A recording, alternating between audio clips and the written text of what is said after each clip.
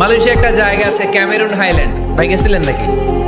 ৬,০০০ fit উপরে, ঠান্ডা, প্রচন্ড ঠান্ডা। আমি প্রায় যাই, ওখানকার চা বাগানের স্নিগ্ধ হাওয়া আমাকে টানে খুব, বাতাসটা খুবই ক্লিন, ভাল লাগে। ওই ক্যামেরুন হাইল্যান্ডে ৬,০০০ ফিট উপরে ওরা করেছে ফুলের বাগান, ফলের বাগান, চায়ের বাগান, স্ট্রবেরির বাগান, মধুর চাষ করে। আর এই ৬,০০০ ফিট উপরে এই ভেজিটেবলস আইটেমগুলো দিয়ে তারা পুরো মালয়েশিয়ার খাদ্যদ্রব্যের যত সংকট, সব সংকট তারা দূরীভূত করেছে। সুবহানাল্লাহ পড়েন। তো ওনারা পাহাড়ের উপর চাষ করে, আর আমরা সমতল জায়গায় চাষ করতে চাই না। চাষাবাদ করতে আমাদের লজ্জা লাগে। কি লাগে? যুবক ভাইয়েরা, কাজে কোনো লজ্জা নেই। কাজে কি নেই? পরিশ্রমে লজ্জা নেই।